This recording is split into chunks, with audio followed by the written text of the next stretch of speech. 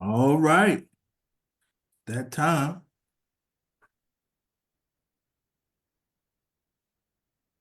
So, Brother Chris, Mama Jackie, PJ, Church Lady, I think we all saw what happened here this past Tuesday.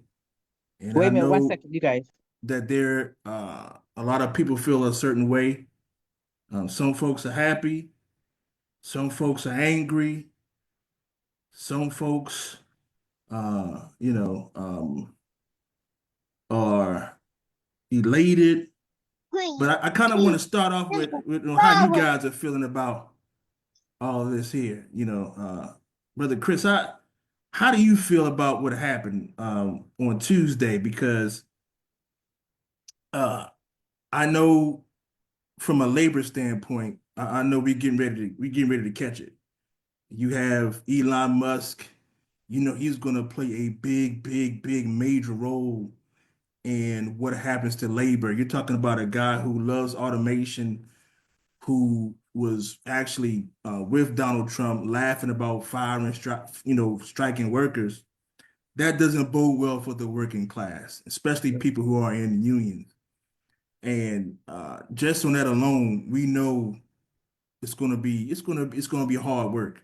If you look at what happened in the previous Trump administration, the NLRB was not on the side of the workers. A lot of worker protections was rolled back. The pensions that could have been saved were not saved. A lot of the wins that we are getting now, when you're talking about trying to go after Amazon, and a lot of folks who won some good decisions because of a pro worker NLRB, those things are going to go by the wayside.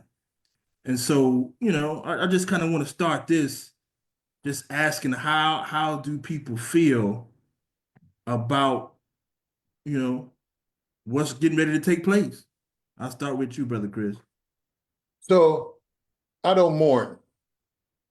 Uh, I think that life, and I use the word life as opposed to God, uh, uh, because life has a path. And if you study any part of history and you go back to uh, the Bolshevik Revolution in Russia at the time, there was this period where the workers had to see, right? So if you look at America, Karl Marx talked about concentration of wealth. And if you look at the concentration of wealth in America today, it is about as concentrated as you can get without it just coming a solid block. You know what I'm saying? Just being rigid. And the workers need to see uh, what this concentration of wealth means to them. And once they see that, so once they see now Trump in place again and Trump making these anti-union moves with Elon Musk leading the parade and these people, they're going to hopefully make a decision that they will not reverse from anytime soon. So if you look at the path of America, right, just recent past, you had the civil rights movement, you had the anti-war movement of the 60s, right? That ushered in a period of time from the 60s up until, I'm going to say, Barack Obama, right? And with the election of Barack Obama, the reaction of certain forces within the country came back into view. And you need to go through this process again because people forget what fascism looks like, what anti-workerism looks like in real terms. And they're going to get a vision of that this younger generation will not soon forget for the next 40, 50 years after that.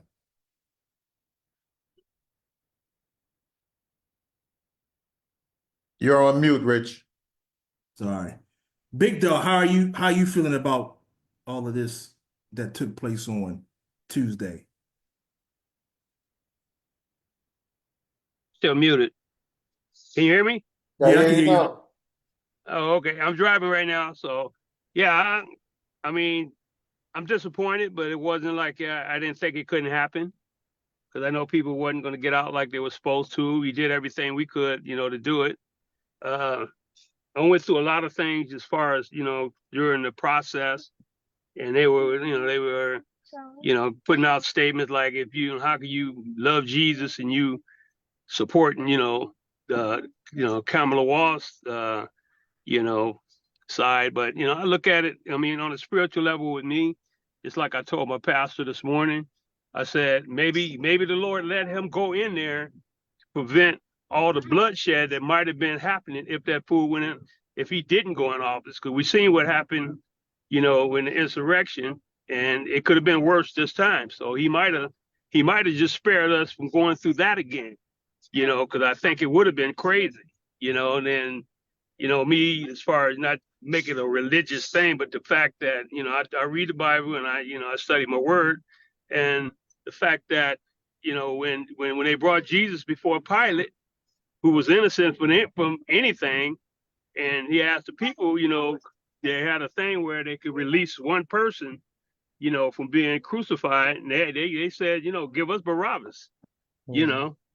So bottom line is, that's who we are. We don't want what's best for us. So it's not something that I can say that I don't, that it's just like I say, it's a disappointment, but hey, we still got a lot of work to do. And like you say, they're going to see, the people that didn't come up, stand up, the people I work side by side with think it's going to be better for them.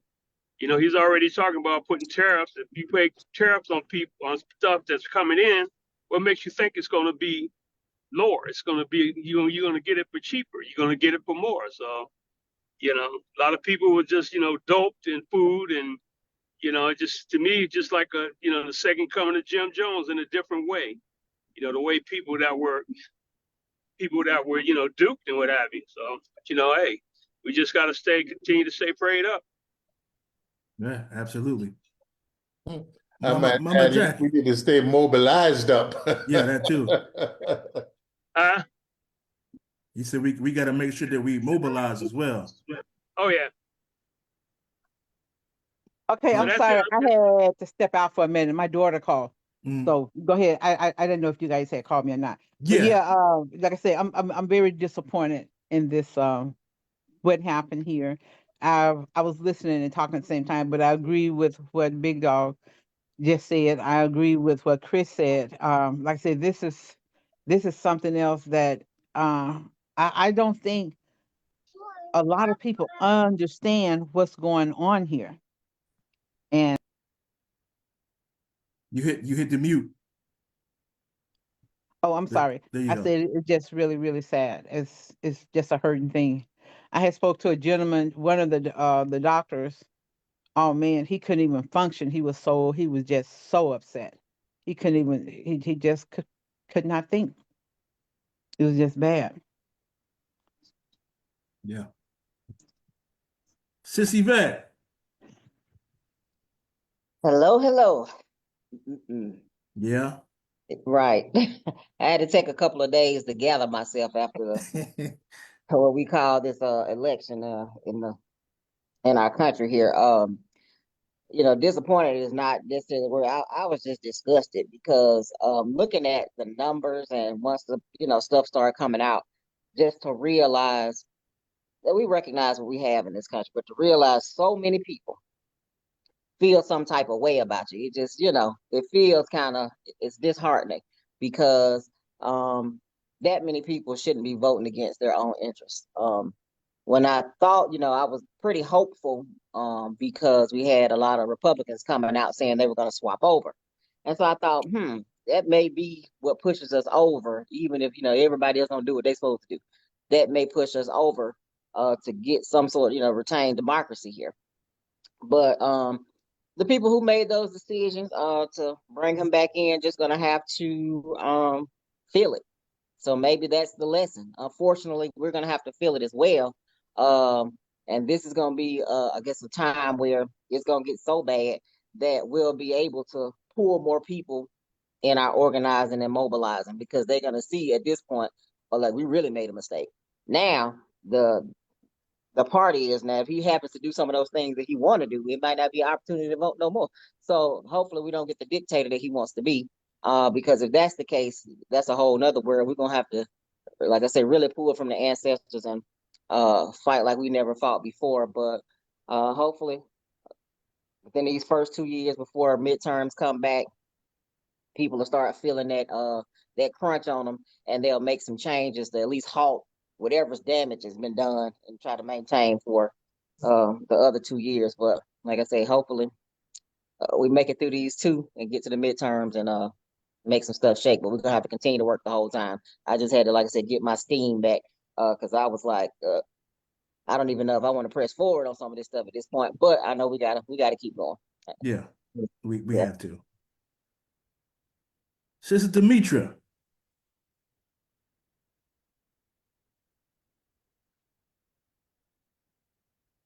Oh, we'll go to Hey, you know yes, I'm always in mommy mode over here. yeah. Um, for me, um, honestly, I really went shop, so you always got to have a plan A, B, and C. So, especially dealing with with the entities that we deal with. These are not ordinary regular people Mhm. that you're dealing with. They are certain entities that move about. Now, I'm not a religious person, I'm a spiritual person. But Mhm. you know an entity when you see one. So at this particular moment, it's to them, for them, it's all about the sacrifice. But for us, we have been on this planet Earth for a very long time. We have not diminished and gone anywhere. We have been through worse times. We've overcome a lot of things.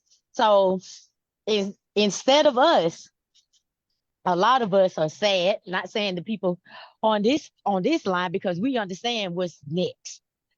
But if we stay positive and strategically move about, we're going to survive this one too. That's what we do. We survive and we fight. You right. You right about it. We got church lady. You still there?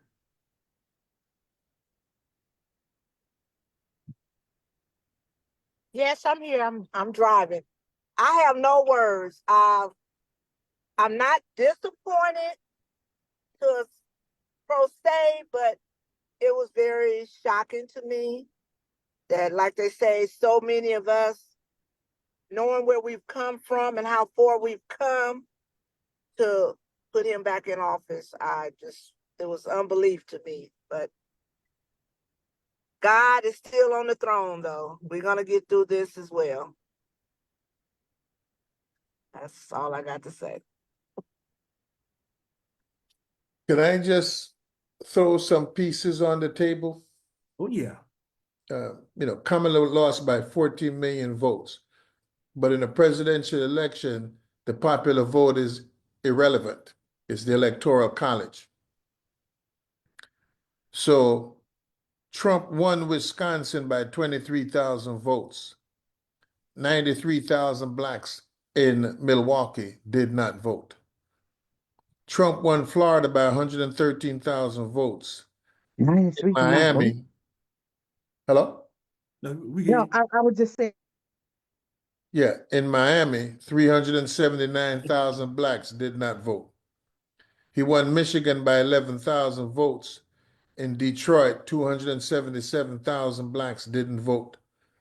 He won Pennsylvania by 44,000 votes. In Philadelphia, 238,000 blacks didn't vote. He won Georgia by 211,000 votes. In Atlanta, 530,000 blacks didn't vote. At some point, you can't even pin this on the Democratic Party. Black folks need to begin to have greater influence in their community, not tied to a political apparatus. You know what I'm saying? We need to be having educational meetings to teach people at the barber shop, at the beauty salon, at church, that we have to become very mature about what electoral politics look like. And I'd sent you a letter that I sent to my members, and I said it's business. It's not a falling in love and all of this.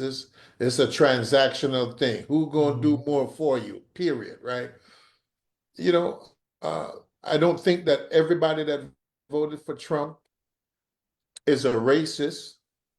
Uh, I think that that's too easy, right? It's too easy. I know a lot of guys who voted for Trump, and I wouldn't classify them as racist, but there are people that feel some sort of way about being ignored. And I think the Democratic Party, if you just look at this last election, it was character of Trump, and abortion, the two main focuses of this campaign. And no one said anything about the economics, right?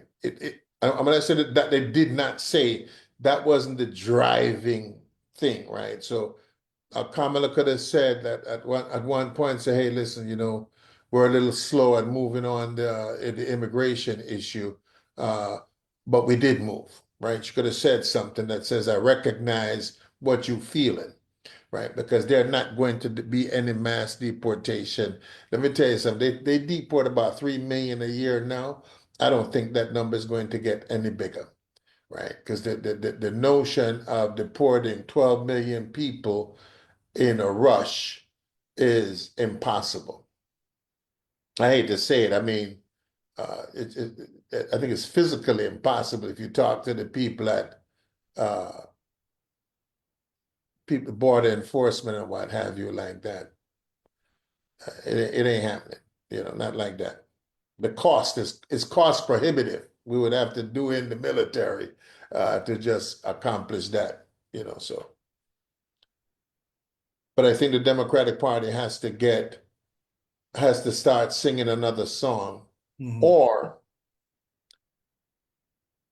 the labor movement has to dig into the party and start to say, whoever's leading this band, if you want to call the Democratic Party a band, we need a new band leader, because y'all ain't talking to people. You're not talking to working class people about those things that are of interest to working class people. You're worrying about things that are of interest to a very minute group of people all the time. And we need to have these broader conversations around economics, around wages, around, I'm just down here and I'm looking at the homeless population and I'm thinking, my God, in the richest country in the world, man, we can't do nothing about it. We can't fix this.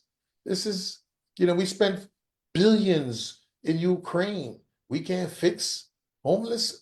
No other country. If you went to Finland, if you went to Sweden, they're poor people. They're not sleeping on a grate on the street corner. That society would not allow it to happen. And it's very unfortunate that we allow poverty to take the place that it takes in our society. And I think that is a part of either we're going to have to reimagine the Democratic Party, or we're going to have to get out and, do something different. Because they're not singing the right song for the working class. Yeah, I'm with you. Me personally, you guys know me. I'm a person of faith, and I also believe in relationship more than just religion, right? And so I'm not going to say I wasn't disappointed with what happened on Tuesday, but it really didn't hit me until I got a text message from my daughter around 1:30 on Wednesday morning, where it says, Kamala Harris, please save us. Save us. that kind of hit me a little hard because I know where that's coming from. And as a father, you want to do everything you can to protect your babies. Mm. And when you can't do that, you almost feel powerless. So I couldn't sleep. So I went to one of our buildings. I just jumped up, put some clothes on, went to the Oregon Avenue UPS building right here in Philly. And some folks, man, they were like, man, I can't believe he won. What are we going to do? One brother said, man, we are doomed, aren't we? I said, no, we're not doomed.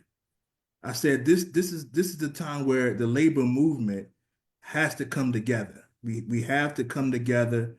We have to mobilize. Because we're going to be forced to do that.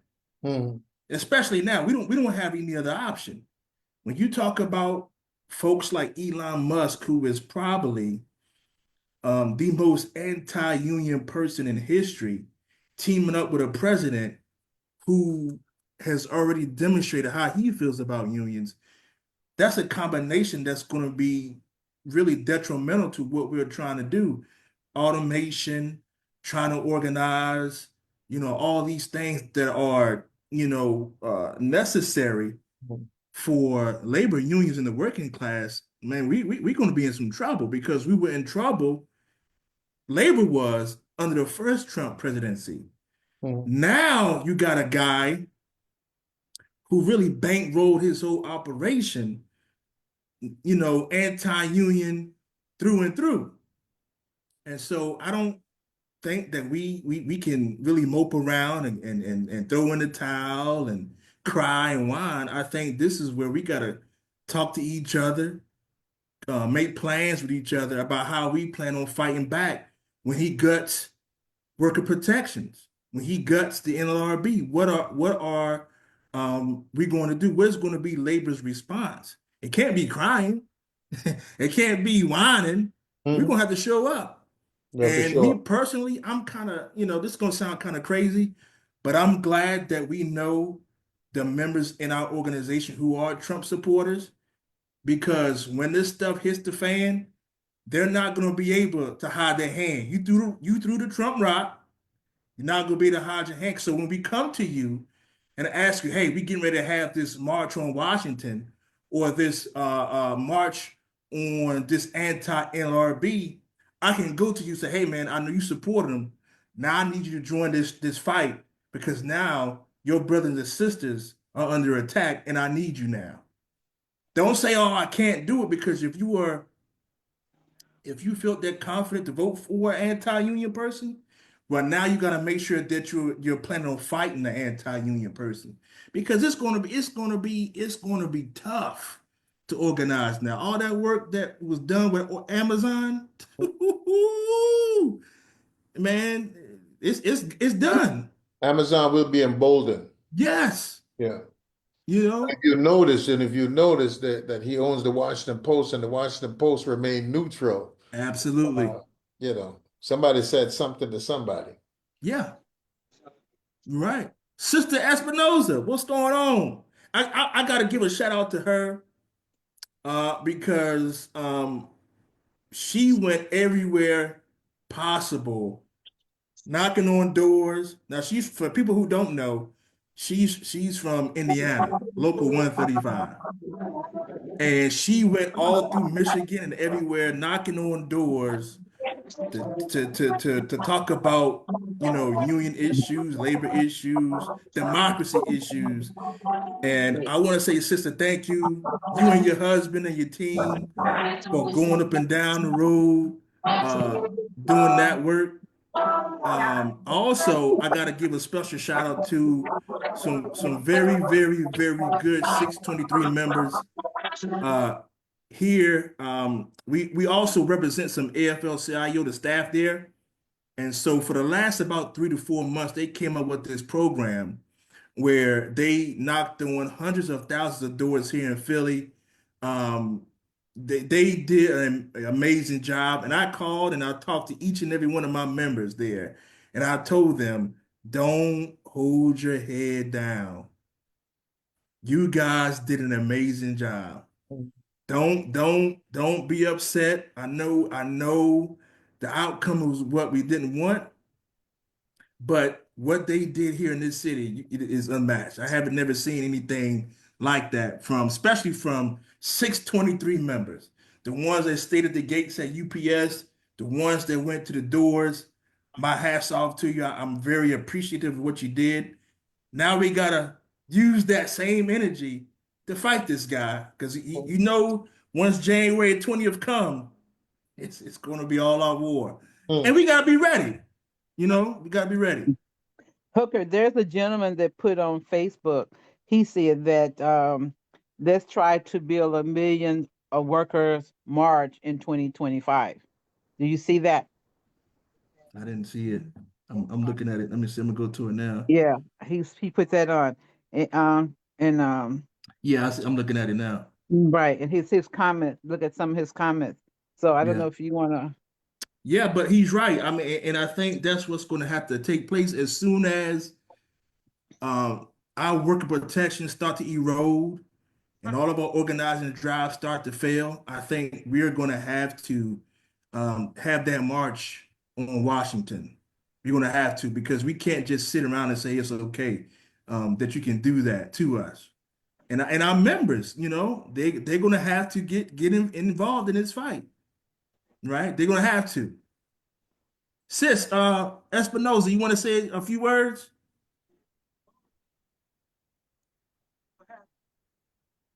She's on mute.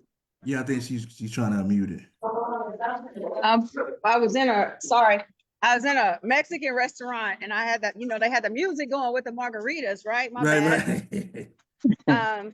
No, but I wanted to say the union family that we were able to build real quick with doing that canvassing work. And we was black, white, Mexican, and the like.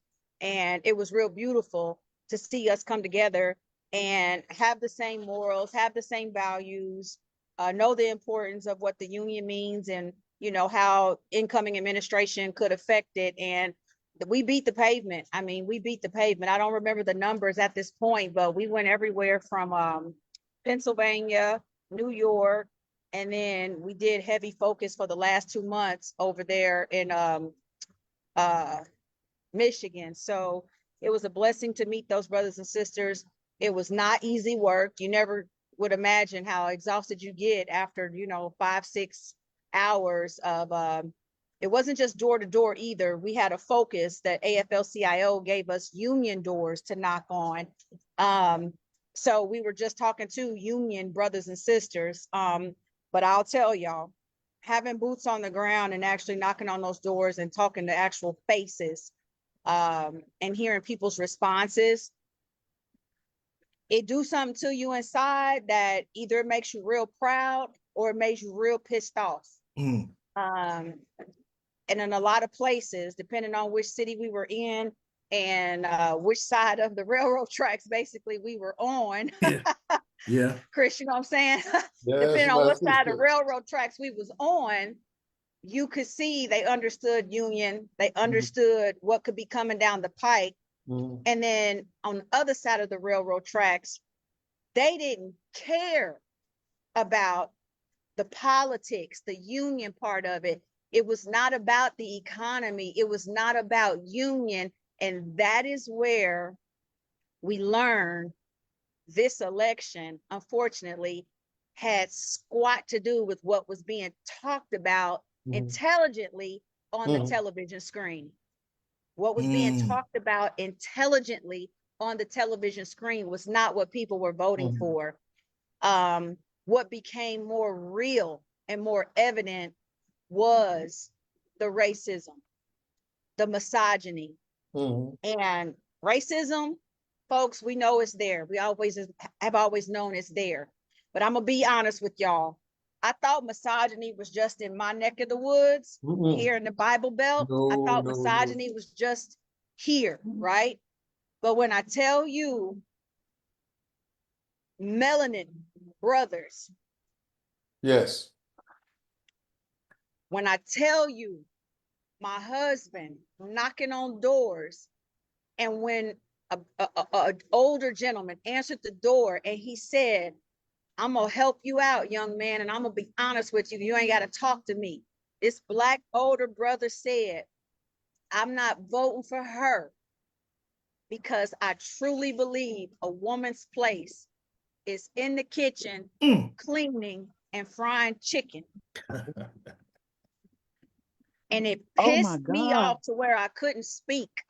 I just was like, have a good day, sir. And I had to walk away from the door. Yeah. Wow. I mean, because here's or go to the jail. the thing that gets me is they're not questioning if she was smart, if she had a plan. It wasn't none of that. It was just straight out, I already believe where their place is supposed to be. And then many people in my hometown, in my department, at work, they feel the same way. And what bothers me way down in here with that, y'all, is this. Women, I don't know if they trained us to do this long time ago or what, but we women, we are the true ride or die for our man. I That's mean, it. ride or die to where we can't even hear our own selves think or breathe because we thinking and breathing what that man needs and wants. But you here to tell me you don't trust a woman of color to handle her business, but we will ride and die to the death for our men. That's it. That's it. You're That right. bothers me right there. That bothers me. And it's something about that that ain't right. And I haven't found the words on how to address that yet. So I'm going to turn it back over to you people that's much smarter than me. But for the next 4 years, those are the words I'm searching for. How do we show brothers and sisters, but brothers, we ride or die for y'all. Y'all call us You're first when we need to put oil in your engines and put the fuel in your machines to keep y'all going on the front lines. You call on us. But That's when it. we say, I got it, let me handle it, let me show you, we can't get that support. That bothers me, y'all. That's That bothersome, bothers me. no You're doubt. right. That's right. You're right. And that's all I You're got to right, say about Michelle. that. I'm gonna go back on mute. All right. That was it. I'm gonna send you That my was Thank you for the offering. powerful. shout out. Thank you for the shout out, That's Brother Hooker. It's No mm, been real problem. out here. Well, It's Yeah, I been great. know. I know. I want to say this because you touched on some real deep, serious things, and it comes from lack of confidence in a lot of Black men. I, hold on, let me back that up. Let me back that up. In a lot of men, period. Uh, if you go into a college campus today, Black, white, or otherwise, there are more women than men. There are more women graduating college than men. And what you're finding is that people feel some kind of way, sensitive in some kind of way, that women are beginning to achieve more. And this is the backlash that I was talking about earlier on. Because I said to my members that you believe that somebody that walked 1,500 miles, 2,000 miles to get to America is taking something from you? You really believe that? Like, what power do they have to? They're so tired when they get here, they couldn't take nothing from nobody, right? Just from being tired. But Michelle said something really important. The intellectual conversation failed to convince them of anything. This was a gut emotional reaction to their angst, if you will, right? Their feeling of their personal feelings of inferiority, right? Inferior to these women that are going around here graduating, these women that are making more money than them, you know. uh, I'm not going to speak for no other community, but I tell you, our community got work to do. Yeah, A we lot do. of work to do. Yeah, from the church as Definitely. well, because the church is a perpetrator of this misogyny subconsciously. Yep. I don't think they consciously do it, but if you teach the Bible as written without saying to people that that was a time and space, and you can't apply it to the 21st century in totality, right? So if you believe that the Bible is written 1,000 years ago. Well, we're not talking about donkeys anymore. We're talking about cars. We're not talking about, wine in a goat skin. We're talking about a bottle, right? Things change, and so there has to be these adjustments that take place. But the church continued. There are churches where a woman couldn't be the preacher in that church, right?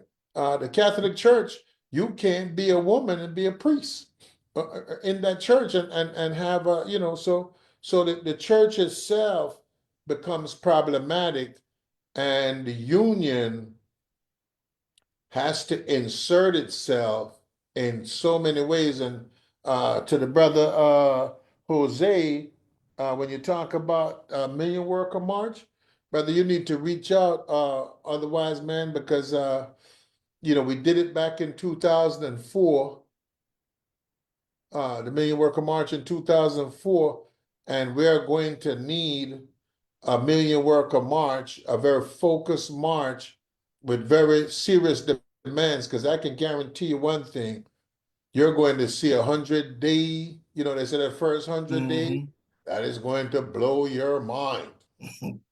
Believe me. And they're going to find out that Project 2025 was very real to them. Right. I'm glad you That's what brought they're that going to up. find out. I'm glad you brought that up, Chris, because I was reading earlier today before I went to church that Trump, he is going to have one of the co-authors of Project 2025 to be in his cabinet. Yes.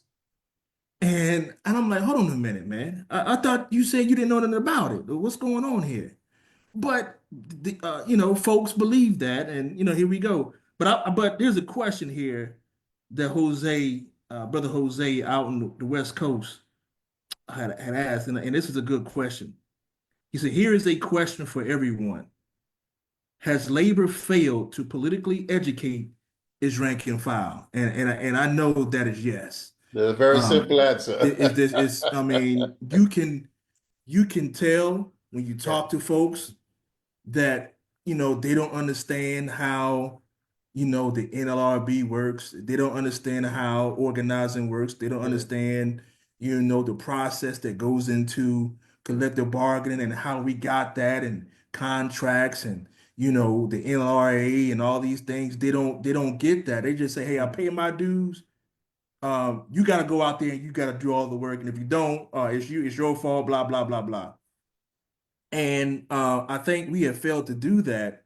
All of us, I'm All talking of us, about, no doubt. No, no, no, this, I'm yeah, included, everybody's yeah, all included of in us. this. Yeah, I think we dropped the ball yeah. on this, and you Years can't ago. do it, right? Yeah, You can't do it when there's an election coming. You got to do this like every single union meeting, every parking yeah, lot meeting, yeah. every time you see your members, hey man, um, that contract that you got, it was negotiated, and the only way we were able to negotiate it is because, excuse me, we have certain acts that was given to us, by our elected officials and things like that. We got to break that down to our members so they could understand, because I think if that was explained to our members, you wouldn't have them, just voting for this guy. Because how can you vote for a guy who, especially from our UPS folks, at the end of this contract, a top wage scale driver is going to make almost $50 an hour. Chris, and I think I said this a couple of shows ago. I was down at the building on a Saturday morning talking to the members about just the word and voting. It just so happened this day the manager was coming outside of his office. So I said, man, let me talk to him. I got the members here. Man, I'm just gonna have a conversation.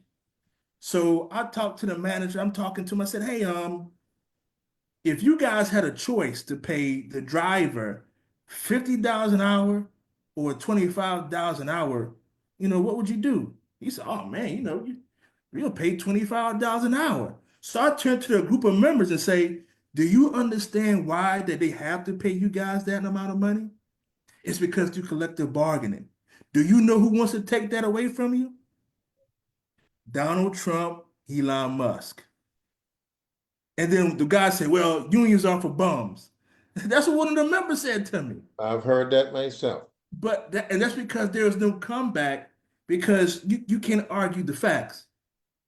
And we have to do this constantly, educate our members on these issues because we can't keep going down this road, man, because this is going to be a fight unlike any other. The moment I saw the election over, I started thinking about how we can fight back. It was no, oh man, she lost. Oh man, what we going to do? Hey man, we're going to have to organize. We're going to have to mobilize. We're going to have to strategize. We're going to have to get with every union in this country, no matter what it is. SCIU, the culinary unions, the public, private, whoever. All of us are going to have to work together because as soon as this guy start gutting our protections, we're gonna have to be ready to rock and roll. And it Yeah. can't be, oh man, I don't want to do it. No, you voted for him. We need you now to Yeah. help us fight back. And Sister Yvette, I see you got your hand raised. Yeah, I was just gonna comment about the education piece not being done, by the union, just in general, because that's Right. been, a problem for so long and something I've been advocating for a long time. I try to give information in my small portion as much as I can to the members that are, in my building. But if we have the authority or have the access as leadership of a local to get information to our members to make sure we get out there and let our members understand the importance of things, it makes a bigger difference. We have to be active, not just up here collecting checks and flying everywhere and doing other things. If we really care about the movement, if we really there for the purpose of educating the members, that's something that should always be done day one. Yeah. It shouldn't be something, oh, we're going to do this next year. We're going to do this the next year. It should always be going on. Our people are suffering every day just because they don't know what's in the contract. Mm-hmm. Just simple stuff. They're not getting their daily guarantees. Just simple stuff. I mean, stuff that should be automatic. They should know that from the time they start at their job. Some things you should already know just because leadership and the stores should be on top of that from day one. As soon as they get an orientation, we should be pushing all the stuff from management. They see nothing from us until later. We see you every now and again when you're trying to get elected. That's crazy. In the interim, that gets screwed over on the daily basis because we just choose not to, educate like we should. So that's a piece that we can't another part of A sis, your audio is like flaking out. Yeah, it's like you started off strong and then like you went back into the back of the bus somewhere.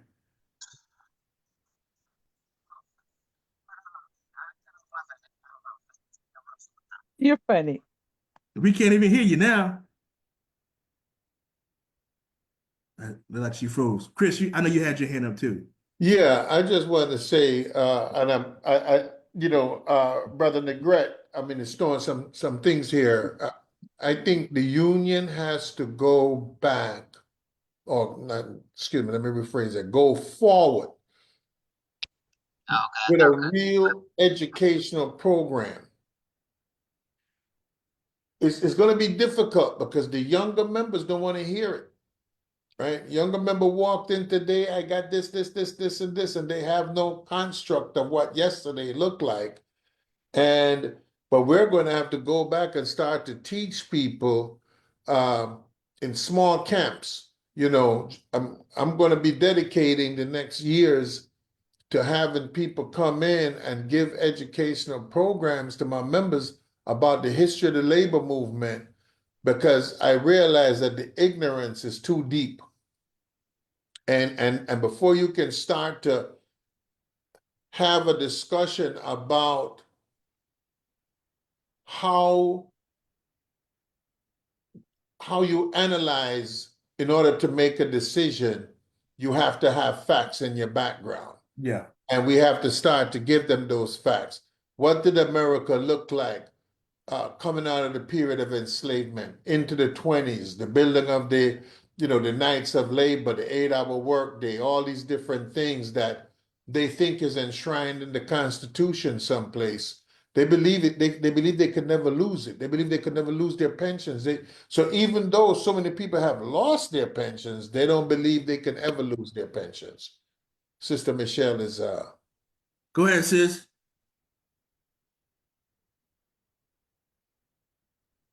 Okay, I didn't really officially know how to raise my hand.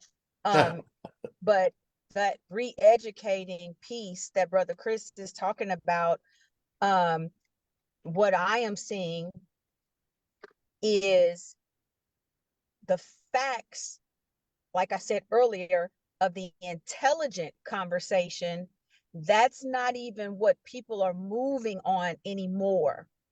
This administration has, like I like to call them, it gave the cicadas time to come up again. And they have focused on this emotional bullshit. I'm sorry, but that's all it is. They focused on this emotional bullshit, whether it's racism or misogyny or supremacy. They've been able to use the right words to grab the attention of these younger voters, these younger union members. And that's where we are now. We're not even talking about the business anymore of union or the importance of union and our jobs. We're talking about, let me help your white feel right, or let me help your lie about yourself feel better. And that's what these young people have grabbed hold to, and that's what they're voting on. That's what they're making their decisions about. So we also, and Chris, the way you teach and preach and get in people's ass about things. Sorry, I cuss y'all, but I'm a truck driver. It's what I do. That's all But right. the way you do that, Chris, it would take educated brothers and sisters like yourself, like Hooker, that could say these words and it grabbed their attention again.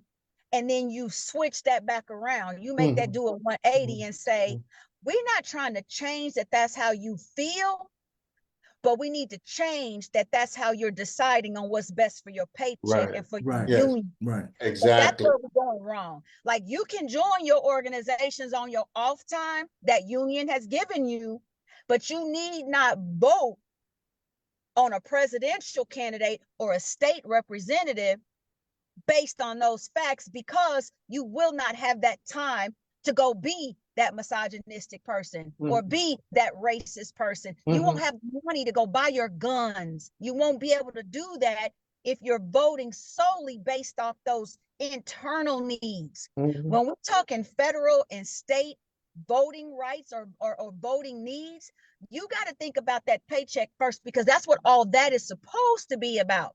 It's not supposed to represent your white is right or your lie is true about yourself. And it's going to take brothers like y'all to switch that 180 and say to them, we ain't trying to change us how you feel. You got your reasons. But what you can't do as far as this union goes is That's decide right. who our leaders are, because your crowd size ain't big enough. And I'm going to leave it at that. No, Yeah. you hit that up. You was like Otani a while ago in a baseball game. You hit that one out the park. That's a mic drop. Wow, that's a mic drop right Yeah. there. It could not have been said any better. And I actually did this, as you talked about it, in some meetings that I had, talking to them about, them being able to contain racist tendencies and what have you, and vote in the interests of the class, right? And that you might have these feelings. I said, I don't want to change your feelings. I need you to just act in the interests of the class. But what's happening is that appeal has to be built back in. You know what I'm saying? Like, we gotta stop having union meetings about gripes and grievances and make those separate meetings. We need to have educational union meetings in which we are teaching people about the history of this struggle coming up into today, and to understand that these dynamics of race and class have always existed, but we have to function in a business-like fashion in the interest of the class. How you feel about somebody coming from here or there, how it affects the class struggle is what you have to debate. And once you have a solution in your mind about that, you're going to do what you know you got to do. And we're having difficulty, and we're not having leadership from the international, because leadership from the international is and this is not against anything that's happening currently. This has been a historic problem. Mm-hmm. They become inside the beltway players, and the people from the street, the local unions and what have you, people like Sister Michelle. I mean, Sister, you done dropped so many pearls this today. Phenomenal. I just so appreciate all the things that you have said today, because it's coming Amen. it's coming from the most realist experience of having walked Mm-hmm. in Michigan and Pennsylvania and different places and getting that feedback. And when you get to Washington, uh, people blow smoke up your, you don't get that unless you're in the street. And That's I it. appreciate everything you have said today. Yes. Amen. Amen. Sister Yvette, I know you ready to finish. I don't know. Am I all right now? Oh, we can hear you better, but it's still like you in the back room.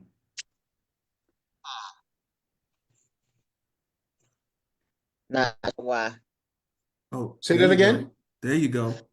Not sure why. You Sound good better now? now. Okay. Who knows? Zoom has been acting a little crazy these days. So, but no, I was just in on the educational piece, and I understand, just like Sister Espinoza was saying, that out knocking on doors here in Georgia was an experience too. For the most part, like I said, we were talking to union members, and so most of the ones I came across, of course, were down for the cause. I ran into some people, of course, in my own building that work with me that were lost. But like I say, I told them, you're gonna have to pay for that, and we're gonna pay along with you. But when you see it, I'm gonna make sure I call it out to you. I'm not gonna let it die, like he was saying. So like I said, the education definitely lacking in all aspects, and we do have to do a better job. And that was my main thing. We have to do a better job. And I try my best to do what I can. But like I said, when you have access to all your membership, you have to come up with something. You Yeah. Yes. chose to be that leader. You got to come up with something that's going to get us where we need to be. You can't just be doing everything else and getting sidetracked. There's some real stuff going on out here, and members are going to be affected in a real way shortly. Something, like I said, we've never seen in our lifetime, but we know it's coming. So we're going to have to do everything we can to make sure we're able to weather that storm that is coming. Yeah. Our brother Zelsa just talked about business unionism. And, the majority of the union movement is business unionism. But we're going to have to do one of two things. We're either going to have to be like the Africans and the Amistad and capture a ship, or we're going to have to build a ship. Mm.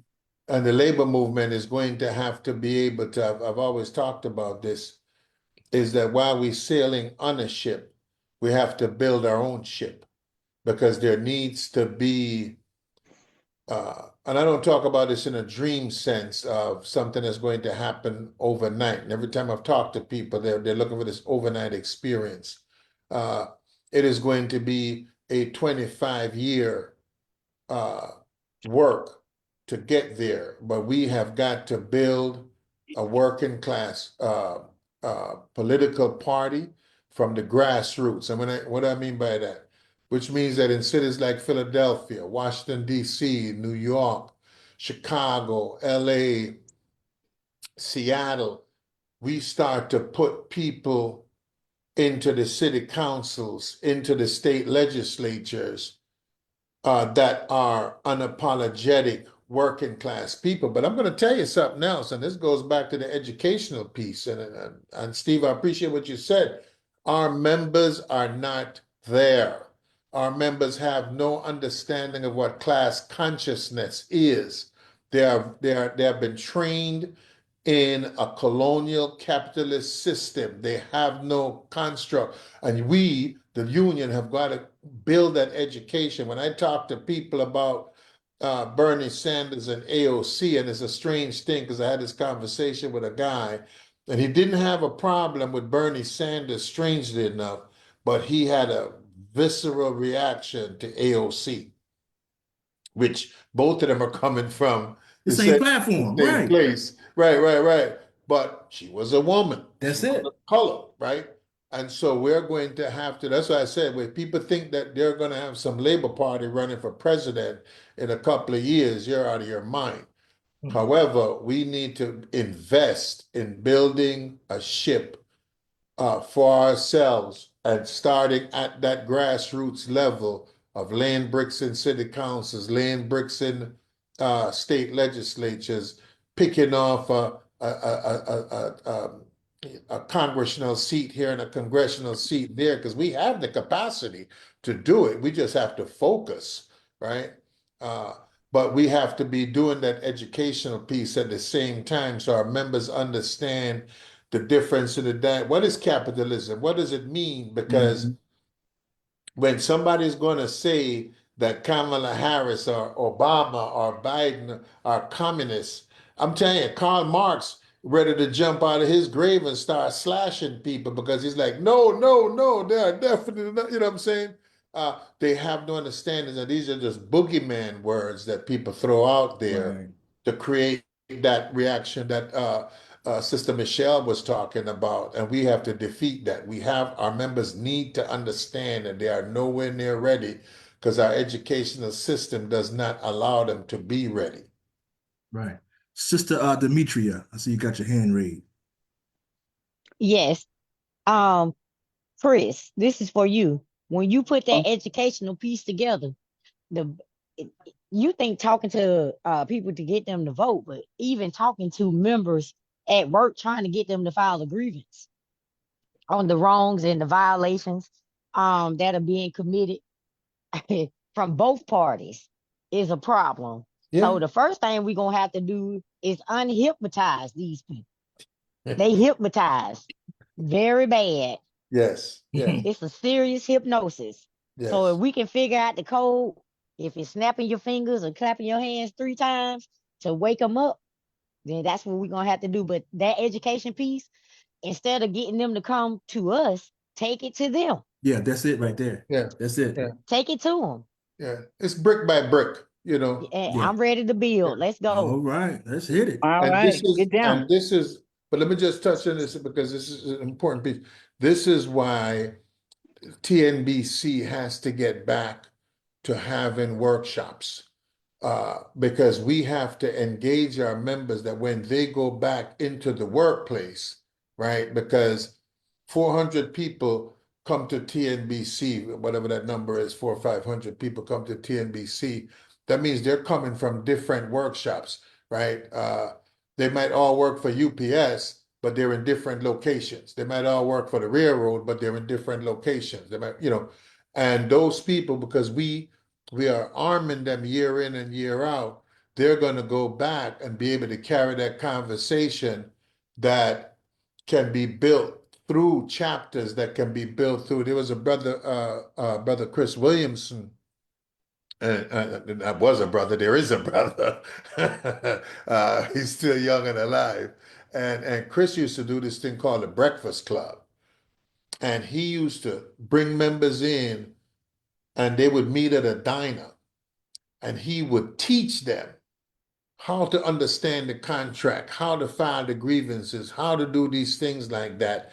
And that's where we're going to have to take it. This has to go back down to the grassroots, to that one-on-one. Sister Yvette, Sister Michelle, Sister Demetria, Big Dog, Sister Spears, Rena, you guys have got to be, and that's why TNBC has to have these workshops in which we are building and teaching how to run a local union, Yeah. how to run a local union election, right? What to look for if you decide to run.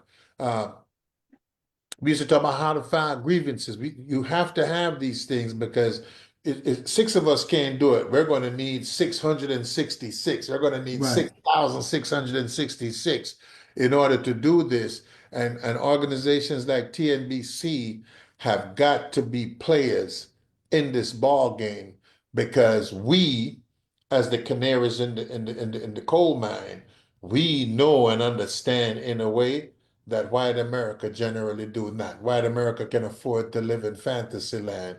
We have never been given that pleasure. Right. Hey, wait. Well, hold up. Chris, somebody asked you two questions on Facebook. And Hooker, if you look at the one that the guy, I think the guy, Steve asked Chris, no, Jose asked Chris a question. And Hooker, the guy Steve asked you a question. I gotta go back to it and see. But while we doing that, sis Yvette, you had your hand up. Yeah, look, I'm looking back and forth on, on Facebook too. That may be the issue with my volume. Can y'all hear me okay? Yeah, we hear you good. Okay. So I know Sister Shaw was bringing up the issue with people not wanting to file grievances. Unfortunately, we do have a lot of members that are just afraid in a union setting, which is crazy. A lot of people who are trying to organize from the ground are afraid. And we understand that because you're going against a company with no protections outside of, your federal protections, but a lot of people don't get that. Mhm. But once you're within that union, you shouldn't be operating in fear.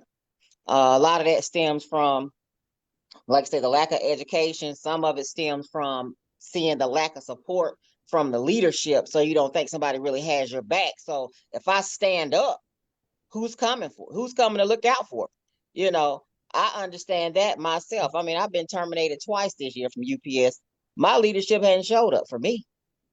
And it's like I come to recognize, when you have those internal issues, sometimes, people rely on that versus doing the thing what we're supposed to do is stand for our brothers and sisters. I don't care who if you voted for me or not. If something's going down and you my brother and sister and it is down to this Right. union stuff, I'm gonna be there. I don't Yeah. care who you are. I don't care if we personally don't get along. When it comes to this union stuff, I'm Yeah. gonna do my job every time. That's right. And that's Yep. something people can't count on. So they're like fearful, like, well, I don't know if they're gonna have my back. Hell, I know they ain't got mine, but you think that's gonna stop me? Hell no. Because I'm gonna still through the education I've gotten, going through, like you said, meeting with other brothers and sisters, getting that education, going to conferences, learning about other things. And I share what I learned so I can help other people try to come up out of that fear.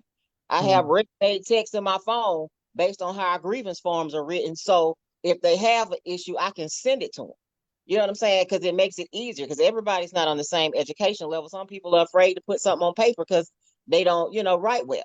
So I Mhm. try to focus on issues that I've come across throughout to try to help make it easier for folks to be willing to step out and Mhm. enforce their rights as a union member. Because, that's some of the things that hold people back. And it's unfortunate, but we're going to have to change that too. So our internal issues, we're going to have to fix when it comes to those type of things. So people can know that if I step out, my union got my back, the leadership Mhm. got my back. That we are the union, but the leadership has my back as Yeah. well. So I'm not going to be standing out here alone, even though I'm supposed to be in this organization. Right. No member should ever question the union having their back, regardless of political affiliation, regardless internally or externally, regardless of any of those things. If you're a member of the union, you should feel very comfortable that your union is going to stand up for you, uh, come hell or high water, as the case may be. Sister Michelle. And Chris, you could probably speak to this on how this could change. I'm still 10 years new to UPS and this union world, but I let myself get baptized by fire. I just jumped straight in and fought a lot of battles early on in my little union career. But Chris, what I've seen, the first time I met you was in Houston. But what I've seen, it was at a TNBC conference. What I've seen happen, Chris and Hooker, is we have fighters. I'll say like me. I'm a fighter, you know. I've been a union steward, and then I stepped back from that for one big reason. And what I saw happening was you go from a steward to a head steward to a business agent to having a position at your local and so on and so forth. And it seems like as soon as you carry a small title, they put a bridle in your mouth about this big. And it's like as the title gets bigger, the bridle that they put in your mouth is bigger. And then all of a sudden, Ooh, man, you preaching. fight about yourself because now you're trying to hold on to this title or this position or this fake sense of power. And now we all looking up for savior or revelation from the top, but it ain't happening because the top has to shut up now. And so I told my principal officer, I don't want y'all's titles. I don't want anything. There you go. A regular rank and file, because if I want to cuss you out, I can.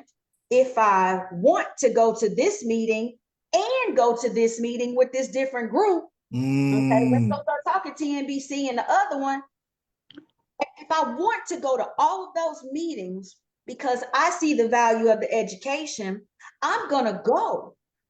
And that whole, I also have a desire to be something better in union so that I can help others. But there's also this fact that no, maybe not, because your motions and your words and your steps and your meaning change the more you move up, because the bridle in the mouth gets bigger and they want to control what you say and do. How do we combat rising up in leadership but also having to shut up as we move up in leadership? I don't think you have to shut up. I think you have to be true to the cause. But what I will say is that because when you become an officer of a union, your words have more consequence, right? So you have more legal consequence. You could say the wrong thing and get sued, right? So it makes you become conscious of how you use your words, right? But that energy, uh, if you go into a local union that tried to shut you up, that brought you up because you were a fighter, and then didn't want you to fight when you got there, then you're in the wrong space, right? You people come up as a fighter. Hooker's where he is because he was a fighter. I'm where I am when I was a fighter. But I'm just gonna say, because you said that you first met me in Houston. Did you come to my workshop? Oh, I did. All right. That workshop, that room was paid for by Chris Silvera. That had TNBC would not allow me to have a workshop. And I had to, through subterfuge, get around Antonio Christian and them and rent a room to do that workshop and to give out those books that people could read. Because I tell people, I don't want you to believe nothing I say. I want you to do your own research. I want you to because once you do your own research, you're gonna come back and you're gonna say, oh, now I understand better. You know what I'm saying? But yes, but I just saw some things right here, Brother Negret. Yes, I did participate in the Labor Party, and we're still doing something now called LCIP, which is Labor Community, trying to put together another party. But this does not happen. I'm gonna say can't. I don't want to say it can't happen, but it's very difficult without real resources. And the organized labor has real resources, and the membership have to push them, right? The membership have to go to meetings and speak up. It's all good and well that we say some things on Facebook, but if you're not going to those membership meetings and saying to your leadership, "Hey, you need to get involved in this," and not hearing it from the same person every month, but starting to hear from a body of people sufficient enough for them to believe that they could get voted out of office if they ignore the thought process, right? Because that's what this is all about. But no one, and I've seen it happen, Sister Michelle, where people believe that they had to get quiet. They don't get quiet because they lost the will to fight. They got quiet because they fell in love with free car and gas, or they fell in love with going to dinner and what have you, like that. So it's about maintaining your character, but you don't have to lose the will to fight. And this TNBC having this emergency meeting, that ain't gonna happen. They'll have a meeting at some point, um, but they're not gonna have an emergency meeting. And I don't know that we have to have an emergency meeting. I think that when we do have our meeting has to be focused, in which we are trying to figure out what are the next steps, right? But you can't make that next step until you see what the next step is, right? So, I mean, he might come in and say, "Hey, man, everybody making under $100,000 ain't gonna pay no taxes no more." And that'd be, uh, it'll make you have to do something different. So I think so I think that we have to. Here's one of the things that I learned in life. I've learned to accept the will of the majority, right? Until we see how it plays itself out. So you're prepared for a negative play out, but you can't overplay. You can't swat the ball back until the ball been batted to you or pitched to you, right? You can't swing before the pitch. So we have to let the pitch go down and then we play. I believe at the end of the day, that the workers will come to their senses, that they will see it. The question is whether or not the workers are going to be in a position at that point to fight back in a meaningful way, right? I mean, if the military is turned against you, back in 1975, Senator Church, they were investigating uh, different things back in 75 about the CIA and so forth like that. And there's an organization called the National Security Agency, the NSA. And Senator Church in 1975, that they said that if they turned the NSA against the American people, there'd be no escape. Now, I think that in 1975, there was no TikTok, no Facebook, no Instagram, no smartphone, no real cable television. It was the little 4 or 5 channels we had back in the day. And just think of how we have been corralled through the internet into being in one world, so to speak. I think we're going to have, if certain people within the Trump sphere have their way, unions are going to have to react, and I think we will react. I don't think people are going to be able to sit it out. Or even the ones that want to sit it out ain't going to be able to sit it out. No, you can't. They're going to get ran out of town if they attempt to sit it out. Absolutely. Yeah. So I want to piggyback, Chris, off this Steve Zelser question about the TNBC. I actually reached out to the vice chair about having such a meeting at the end of January. Because to your point, you got to wait and see what this guy did. He's going to do something, but you don't want to overplay what that is. So at the end of January, beginning of February, I reached out to the vice chair for having such a meeting where, TNBC folks get together and talk about what do we do because of X, Y, and Z. What we going to do? How are we going to respond? And then to who had asked this question? Was it? Let me see. Was it no? No. Yeah, he asked a question or made a statement about, and it was a good statement. He said that the general president, and I'm shortening it up. He said the general president, his stance was that the Teamsters are not beholden to any political party. And he said that it seems like everybody on this call are saying the same thing. But I wouldn't say that to the extent that the general president is saying, because to your point, Chris, you always say this, it's one thing to have a regular, old-fashioned conservative that's running to be the president as a Republican candidate. We didn't have that. We had a Confederate, like you like to say. Confederate, yeah, insurrectionist. And then you have a person who has demonstrated casting the vote to save your pension, walking on picket lines, making it easier to organize, things like that become pro-labor. So when you talk about under that context, you have to be beholden to the people who have saved your pension, and all those things like that, right? You can't be beholden to somebody who has done nothing but just terrorize working class people, said that working people on a strike line should be fired.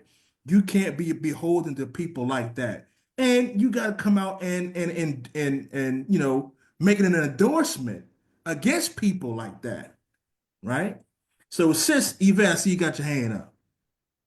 Yeah, I wanted to say something about that because I was about to respond to Noah's comment about our international president not endorsing anyone, and it sounds like we feeling the same way. No, not at all. Did he not really endorse? I mean, because he was at the RNC and he did release those whack ass supposed numbers from our different what those 3 different polls. Those numbers were fake. I know, that's why I said those whack ass, because they did not represent the 1.3 million. They represented a few thousand, maybe, on a good day. And so that's not what we wanted. We didn't need that fake ass shit put out there so people could be swayed to go in the direction in which they went. So he did what job he was trying to do. Yes, absolutely. That's facts. Us in the interim. So we definitely are not on the same page. We on this page recognize that the Democrats and Republicans both need work, and we need their party in place for working people. That's what we recognize. But we also recognize in this election there was only one choice to make it to that next step, to get that party that we need, and it was not the one that was made. So no, please, that was a misrepresentation of us, because that's not what we thought at all. May I say something? Go ahead, sis. Okay, I have to go all the way back because I was listening to you guys. The thing that I think it sounded like Michelle's voice. I think it was her that said it. The thing with, I can't speak for everybody's local because I don't know everybody's local, but I know my local, and I know K-Mac. I know K-Mac is really, really good in putting information out there. He doesn't favor or waver anything, and he doesn't play favoritism. I keep hearing you guys say we gotta put out and we gotta teach, but you can't teach an empty audience. You can't teach people, and I may lose you guys because I'm going through the canyons. You can't teach somebody who's not willing to learn. You can't teach anyone who doesn't want to come because they feel that there's no benefit when they go to the general session, but yet they're asking questions about what was said and then getting their feelings when I tell them you should have came. You should have went. But it boils down to, I think Chris said it. It does boil down to education. I remember when I walked into the union 20 years ago, Marcus Robertson was my business agent. When I tell you that man shoved more stuff down my throat than I can handle about the union, why the union is important, why this and why that, why it's important to go to the meetings. Matter of fact, Marcus was the one that introduced me to the TNBC. It went from Marcus, Miss Merlin, Robert Turner, and then Big Dog. And all that stuff was introduced to me through the meetings. But as time has went on, people has changed. Our union is so divided, it's sad. We're very divided. And like I said, I can't speak for nobody else's union, but I had a member that I know you're recording, so I'm not gonna put his name out there. We were sitting down talking as I was walking out, and he was watching, and he said at the meeting,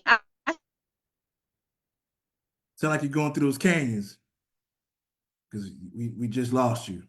Doesn't teach or doesn't say, does this.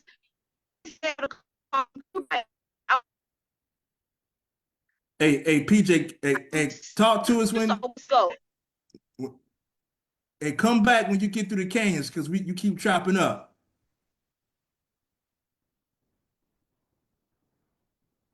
Yeah, she may be gone. Chris, you on mute. Saying she probably can't even hear at this point. Yeah, she just dropped off the call completely. But she's right. The union itself, union is driven by the membership. When you come to a meeting, the membership determines to some extent the agenda, you know what I'm saying, by what they want to talk about. And that's why I said we had to have a separate meeting, not a membership meeting, an educational meeting. Yep. And people came and started to learn the lessons of the movement of the working class. What do these words mean? What's a communist? What role did communists play in the building of the American labor movement? Because if you understand these things, then you lose fear of the boogeyman because you realize that the boogeyman was instrumental in you having a pension. The boogeyman was instrumental in you having a collective bargaining agreement. Mm-hmm. And we have to teach those things, not to make people into communists, but to make people understand that these are just systems, right?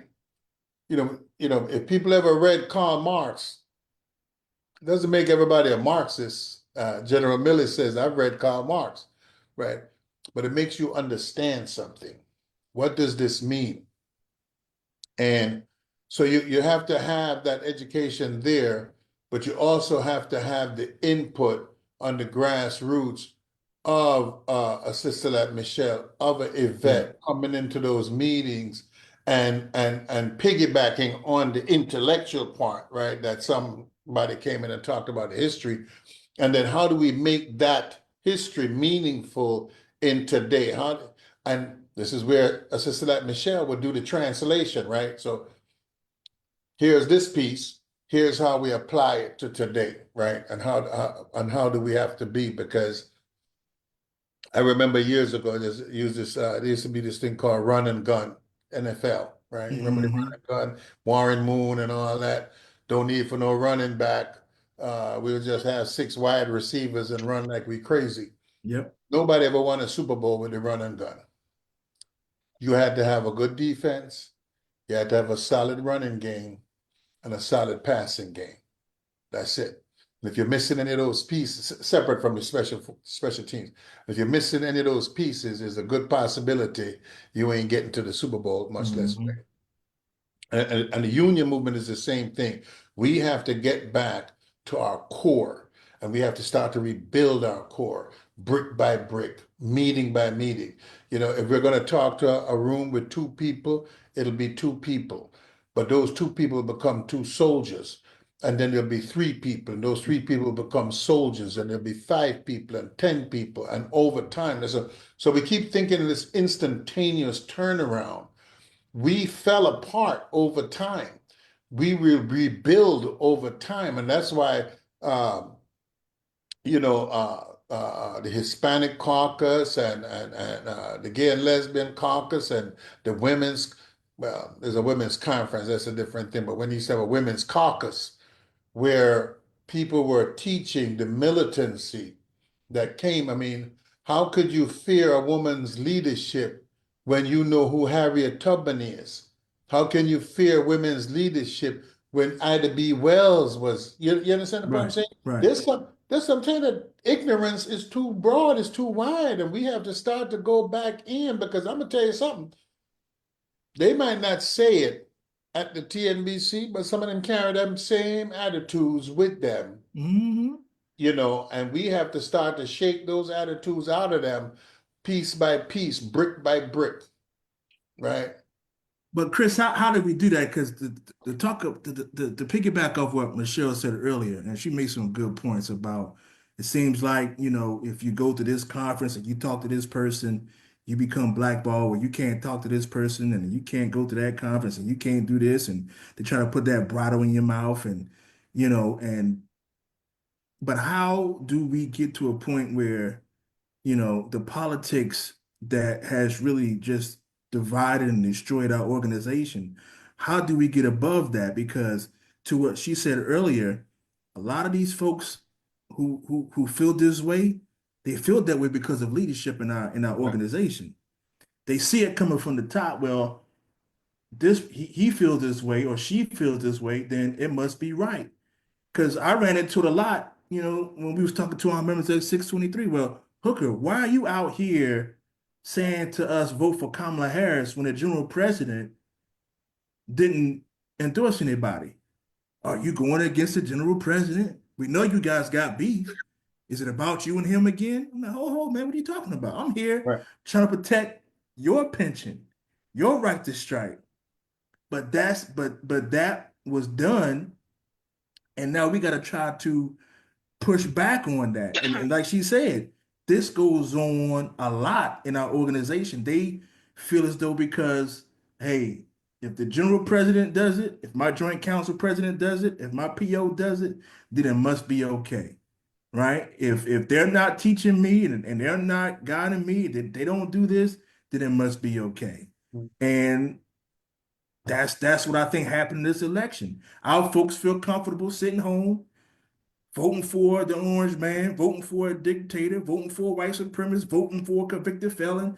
They felt emboldened because the general president said, no, that's not what we're supposed to do.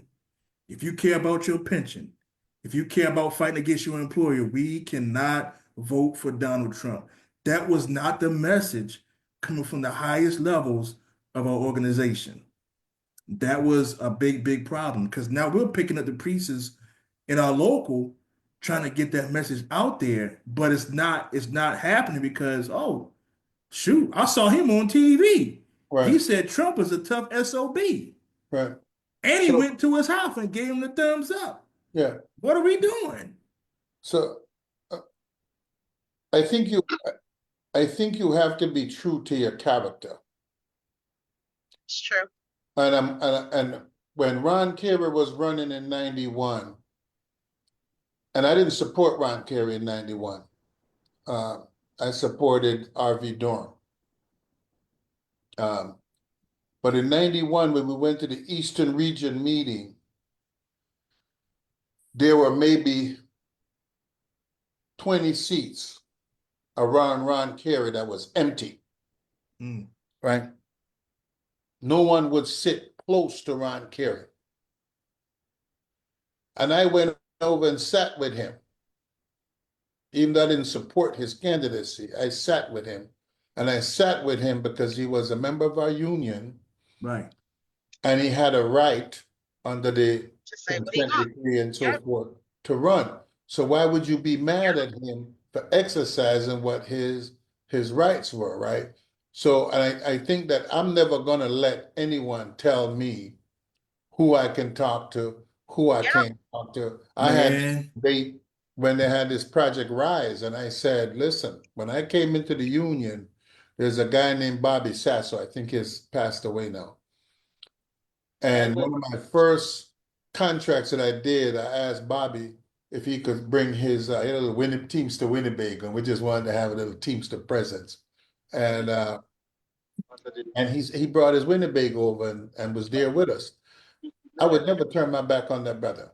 Now you might tell me he is consorting with the mafia or whatever. I wouldn't have been a witness to that. I know him as a union guy. What he doing at night? I have no clue, right?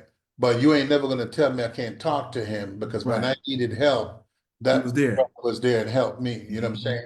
And I think that this notion, and we see this where we could ban people. I'm just gonna pick on this brother John Searcy, right? That some entity can tell me that I can't say hello to John Searcy. John Searcy is a good trade unionist. John Searcy is a good brother, right? Now I had some disagreements about how he behaved in Miami, but separate from that, he's a good dude. And there's no government that gonna tell me that I can't talk to my brother. Now I avoid talking to him because I just don't want the headache that comes with it at this particular juncture.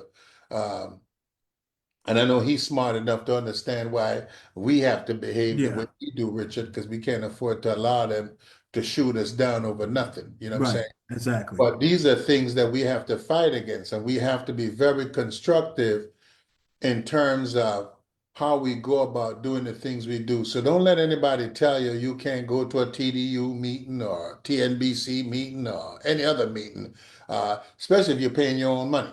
I'll go where I want to go when I Yeah. want to go, right? You like Carnival Cruise, I like Royal Caribbean. You do what you do, I'm gonna do what I do. My character over time is going to stand up. Yeah. And this is where we have to go. We have to stop trying to placate people or make them feel good about themselves and just drop facts on people. People need to know what the reality is of our struggle as trade unionists, right? What is that struggle to get a contract passed? What is that struggle to lead a movement in a time where, as Elsa said, we are dealing with a business union, and it's been a business union for a long time. It didn't start yesterday. It didn't start 2 years ago. Most of our unions have become bogged down in the business of the union and not in the movement side of the union where we are leading movement. So we don't have real relationships with community groups, Right. NAACP Yep. or Black Lives Matter or the Black Panthers or any of these other groups. I mean, just think about this, right? That Minister Farrakhan could put uh, 1 million black men in Washington, D.C. Can the AFL-CIO put 1 million workers, black, white, male, female? And if you can't, why not?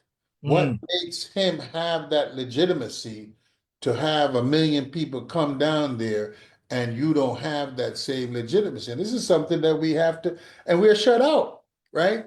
So when you really look at television, when they want to interview, they're going to interview the same 3 people. They ain't never going to talk to Hooker too tough, and they ain't never going to talk to Silvera too tough because they don't want to hear what we got to say. They Right. want to hear the bullet points that somebody in some public relations aspect of the union drafted up to say.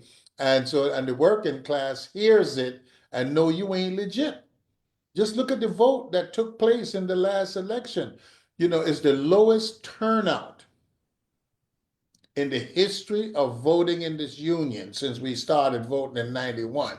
The lowest turnout. That means that 1 million+ workers don't see any rationale for casting a ballot because whoever running here, neither one of y'all ain't gonna do nothing that I think is important to Right. me. And that's reflected in the presidential election, it's Yep. reflected in senatorial elections. Yep. We have lost that connection to our membership. And I think it would be wise for us to and I think if you talk to them, they'll tell you they have lost some of that connection too. But I think it'd be wise for us to look at the ILWU, particularly Local 10, and some of their behaviors as to how to maintain that connection with the rank and file. And this educational piece that Sister Michelle threw into the table right here becomes important, right? But it's not an instantaneous answer. It's something that's going to be brick by brick over 5 years, 10 years, Yeah. 15 years. And then you're going to start to see the results, more members participating, more members coming in. I just had a contract turned down on the railroad in which we actually had May Day as a new holiday. And um, it is the largest turnout that we have had to a ratification vote on the railroad since like 2006. You know what I'm saying? And I told the members, I love it. I'm glad you're here. Yeah, you showed Right. vote. No, that's why we have ratification. You don't like it? Cool. Now let's go find out what you don't like so we can fix it. Right. But we are guided by our members. And if we forget that it is they who tell us whether we're on the right track or not, even though we're the leaders, you can't lead a giraffe to a party with the lions. They're not going. So if you Right. say to the giraffe, yo, we going over here, man, lions holding a party tonight. They're like, nah, nah, nah. Yeah, you're gonna be the only meal over there, bro. We ain't going. The We only need a meal, new huh? leader. And so we have to be guided. Our members tell us we have to have our finger on the pulse. And that's why members like Michelle and Yvette need to be embraced. Demetria, people need big dog on the board, need to be embraced by their leadership because you guys still have your finger on the pulse, right? You're there. You know what's being said on that shop floor. That business agent ain't hearing what you hearing. He might hear some of it, but he ain't hearing all of what you're hearing because you're there 8 hours, 10 hours, whatever your time frames are. You're hearing real stuff. We come in and it's like, the head of the union is here, so we'll say 4 things, but we ain't gonna say the other 6 things that we said. And those 6 things are important for us to make leadership decisions. You know what I'm saying? So we shouldn't be afraid of the warriors that are on the plant floor for no moment at all. Sister Yvette, you got your hand up. Yeah, I had a question. I know Brother Chris, you were mentioning numbers earlier, like how many people who didn't vote in this election in different areas. And I was wondering because I know people personally who are showing active, of course, in the rolls, but because they're felons or they're currently on probation, they can't vote. So I don't think they subtract those people out of those They do. numbers. They do. They They can't do, vote. They don't. Yeah. they do These are subtract them people even who if are eligible to vote and don't, which means they're uh-huh. registered. People know who they are. Right. So they know they can't vote because why would they show active, but they're felons, so they No, still get mail. these numbers are people who are registered to vote and failed to vote. No, I know people personally that are registered, are showing active because they voted before, but then they got into the trouble. So now they're in the trouble, they can't vote. You know, now they're in that process, but they still show active because I don't think our voter roll. I mean, they don't look and say, "Hey, is this a felon?" To determine, you're supposed to know that because they still send everything, the mail saying, "Hey, this is your voting location. Hey, come here," but they're not You eligible went to vote. blank on us.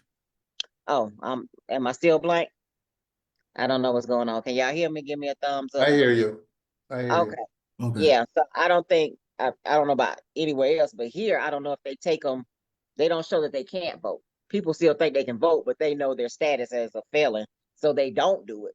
But it shows them active, and they still get all the paperwork in the mail showing them their voting locations, getting stuff, from the people saying, "Hey, come vote."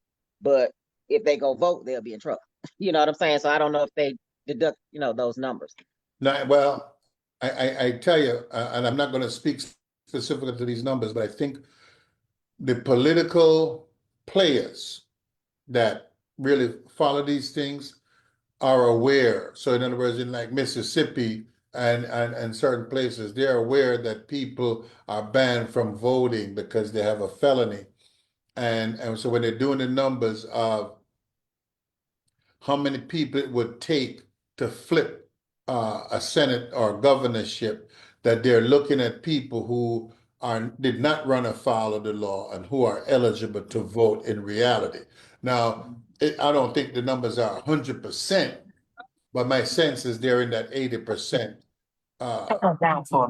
accuracy.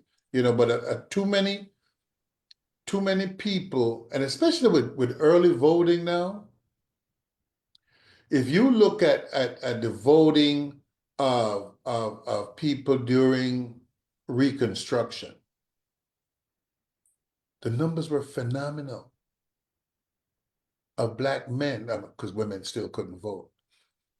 The numbers were phenomenal, right? Even when you took it up into the 60s, when we got the right back again, the numbers are phenomenal. I think today, a Black feeder driver, a railroad guy, they're making 100 plus, I don't think they think it can ever go away, because they don't know that one time in 1870, Blacks could vote and lost the right to vote. They don't know that, right? They think that everything came because they don't want to hear it. Because if you hear it, then you're going to have a responsibility, right? So they hear about gerrymandering, but what does that mean? Particularly if you ain't voting, right? So we have to, that's what I'm saying, that we have to go back because school ain't doing it, right? Right. And Right. school has a reason why they ain't doing it. Yep. And we have to go back into our synagogues, the Baptist synagogue, the Union synagogue, right? And start to teach, right? And to start to break things down and rebuild. I think it was Nas that had a song called "Destroy and Rebuild." Right? We have to destroy and rebuild because the destruction that has been in place is so complete that you can't fix it. You got to destroy it and rebuild it, right? You have to come back and put down fresh cement, fresh foundation, because too much rot has taken place over the years. If you think back from Fitzsimmons, when Fitzsimmons took over the union till now, they stepped past a guy named Harold Gibbons, the union would have had a way different outcome, right? So from that time till now, the amount of apathy that has been built up in the union within our members, we see it in our election. We see the vote for contracts. Just look at the UPS vote. How many UPS members you have versus how many that voted. You can't break the 50% barrier. Man, you can't even break the 35%, 30% break. Yeah, about their money. Yeah. Right? It ain't some other guy's money. It's our money, and we still don't care. Right? We're willing to let somebody else make that determination.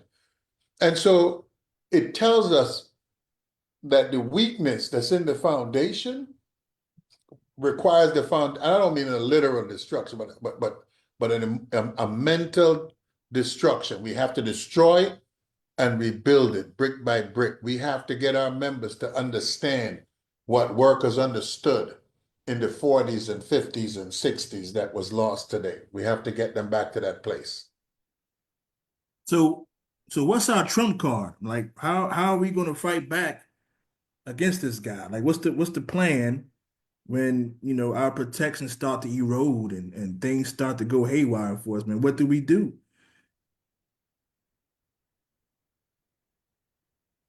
We are going to end up, you hear people talk about a general strike. And people think you can organize. No one has ever organized a general strike. It's the most organic thing that takes place because conditions create outcomes. And they're going to create the conditions that is going to frighten working people. Mm-hmm. And they're going to be like, I had no idea that this was what that meant. Like I dropped a Project 2025 book in almost every headquarters. And I said, I just want you to have it so you could check it off because you believe he renounced this and that this ain't nothing. I said, you don't have to read it, but as you start to see the legislations coming through, I want you to open this book and see. And we printed 25 copies. We dropped one off in every headquarters. I want you don't have to read it now, but just hold on to this because you're about to find out. Right? And so they feel comfortable in white privilege. I don't even want to call it supremacy, privilege, right? I remind people about, there's a book called The Sum of Us that was written by a sister named Heather McGee.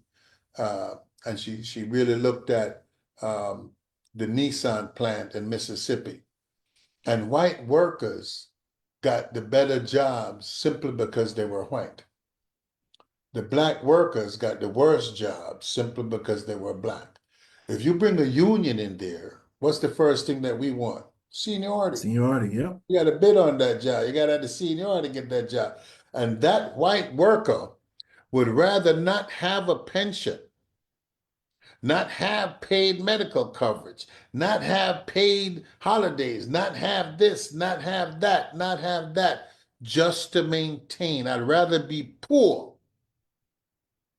and believe that I have some privilege of whiteness than to have a pension and be equal to some other person. That's what you're up against. Yeah. You think anybody that lived beside Oprah Winfrey feel funny about Oprah living there? Hell no. This billionaire row, we're good. Right. But on the lower level, $50,000, $60,000, $70,000 a year, that person still wants privilege. That when Richard Hooker got fired, I didn't get fired for the same crime. That's what you're up against. And how do you teach that worker to join the fray, to give up the perception of privilege? You understand what I'm saying? Because really a perception, right? I'm still poor. Yeah. I still don't have. Right. You know what I'm saying? I mean, I tell people I was in Mississippi one time. I was getting gas. I'd go out to Piney Woods. We used to do this thing at Piney Woods, which they stopped doing now. And I was pumping gas, and a guy pulls up, and he's got this Confederate sticker on this pickup truck. If I took rust off of the pickup truck, it would fall apart because the only thing that was holding the truck together was rust. Right? And he had this stick on this Confederate. Now what good was your racism doing for you? Right? It didn't allow you to buy a Cadillac, right? Because there might very well be a Klansman that pulled in that gas station with a Cadillac, but he ain't gonna defile it with the Confederate flag because he got to trade it in later on. You understand the point I'm saying? But when you go to the trailer park, they're up in arms and over the hilltop with all these things that at the end of the day mean them no good. Because the Klan is anti-worker. The Klan is anti-union, right? So there's documented history of people using the militia and the Klan to oppress working people trying to organize. This is Michelle. You got your hand up. Yeah, so you had asked the question, so what do we do to kick back or to fight back? What's our trump card? So for me, I'm starting really small because the women, I'm in a red state, right? I'm a blue dot in a red state, but there's quite a few blue dots around me. So, and it's a lot of women. So I've decided to take their agitation on what has happened with this election. And I think it's the last Sunday of this month. I'm putting together a group of women. I've named it MISS, MISS, Moving Silence to Succeed. All right. Be a watchdog group of women that we're gonna watch what's gonna come down the pike federally, what's coming down the pike statewide, as far as education, healthcare, childcare. I forget there's other categories that we're gonna be watching, but we want women that actually work union, women that work in these areas, because you really know the laws when you work in those areas, and you know how to find a legal way to sometimes get around those laws. So I'm putting together this watchdog group of women to figure out how to make sure we keep living our best lives despite what DT and his men thumpers might try to send down the pike for us. And my hopes is that the women will get to know, because some of these women I don't know that have signed up to come to my house to do this. They'll learn more about unionizing and organizing around an agitated topic. And who knows, I may be able to organize another group, another working class group around this issue. But I would challenge everybody on this call listening. Maybe you can or cannot do it on a big scale because you do or do not have a title within our union, but people without titles in the union sometimes can be the most powerful people because we don't have to have permission to organize. We don't have to abide by somebody's rules. So if you can set something up in your home or in your clubhouse that's attached to your neighborhood or your apartment facility, I charge you to do that first. What's going to hit your state? What's going to hit your brothers and sisters? What's going to hit the African Americans? What's going to hit the Hispanics? What's going to hit the women in your area first? And how can you legally find a way around it so that we don't stop living our best lives and just start marching from there? Because that is where we'll be able to grab people's attention, again, our union brothers and sisters especially, help them live through a difficult part of this next 4 years, which actually it may go into 6 or 8 years, depending on what he's able to implement. But if we are able to help them get through something that's difficult that comes from this, we may be able to get their attention back at the union table and say, hey, hold on, don't forget, we didn't ask you who you voted for, but we definitely found you help to get out of it.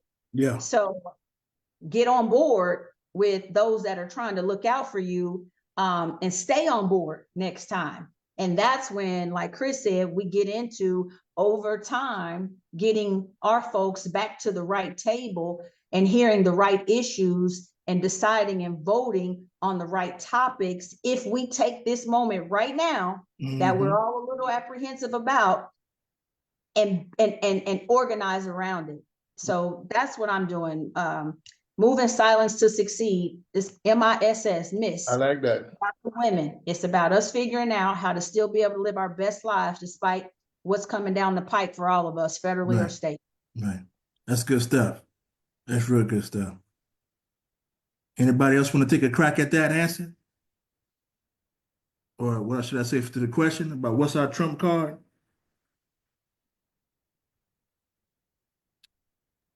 I have a question, but it's not about that. It's Okay. Chris. It's to Chris. Chris, didn't you say, and you can quote me, I mean, you can change me, correct me if I'm wrong.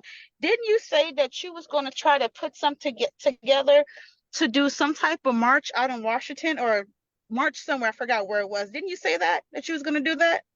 Yeah, so we were trying to do a 20th anniversary of the Million Worker March, which would have occurred in October of this year, but we never was able to, I mean, I was just too tied up trying to get this failed contract failed.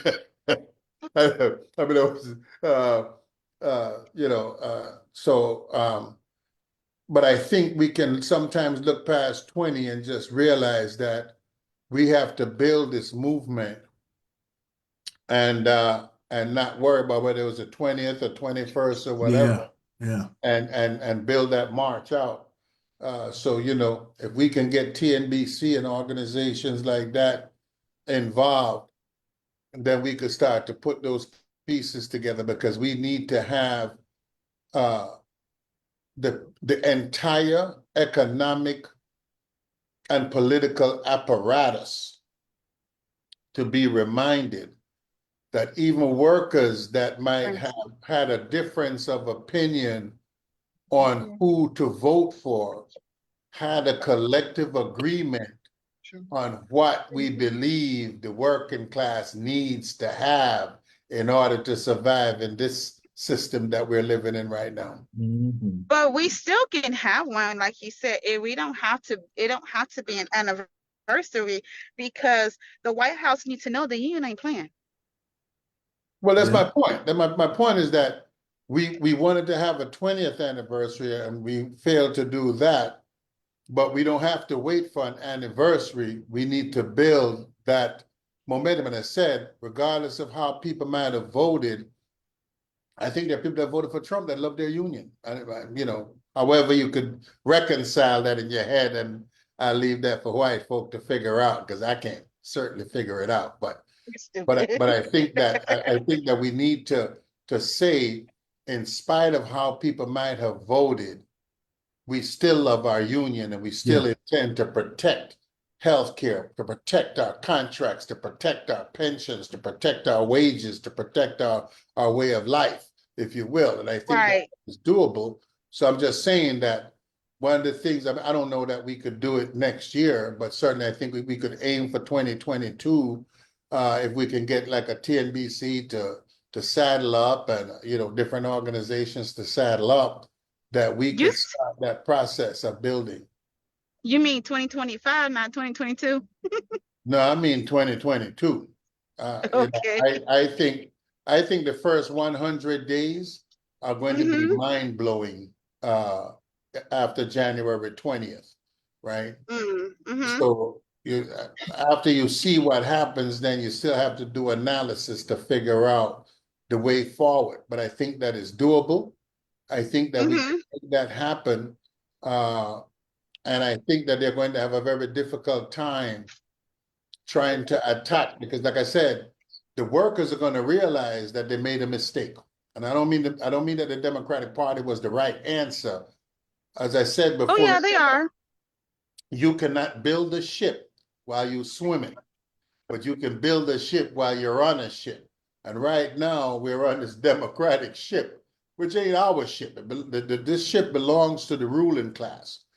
Joe Biden didn't drop out because Joe Biden had the best interests of America at heart. Joe Biden fell out because the money gods within the Democratic Party says, if you want money for senators and whatnot, you're going to have to step down. And let me tell you something, because these are things you got to understand. I couldn't believe this could happen. Sherrod Brown, the senator from Ohio, lost to a goddamn a mealy mouth piece of crap. There got to be real analysis. People got to sit down and ask real questions. Are we back in a very racist time, and we trying to, because we trade unionists, we trying to play it down when it's real? It's very real. And Michelle can answer that question because she was out there hitting She was those, out there, yeah. and she said it. But she is right. I didn't finish talking because I have the Kenyans. But she is right because I did the calls for the NAACP, and I came across a man. I don't know his age. He only gave me the number, the name, and the number. And he told me, he said, had she been a black man, he would have voted. But because she's a black woman, he wasn't going to vote for her. And I told him, I said, make it make sense. So you want a white man, don't give a damn about black people.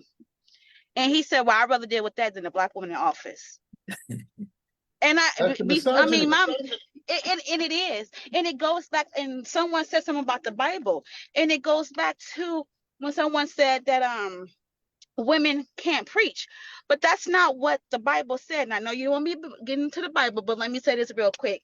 When they said women can't talk, women can't preach, women can't do this, Paul never said it was for everybody. He was talking directly to the church of Ephesus and the church of Corinthian.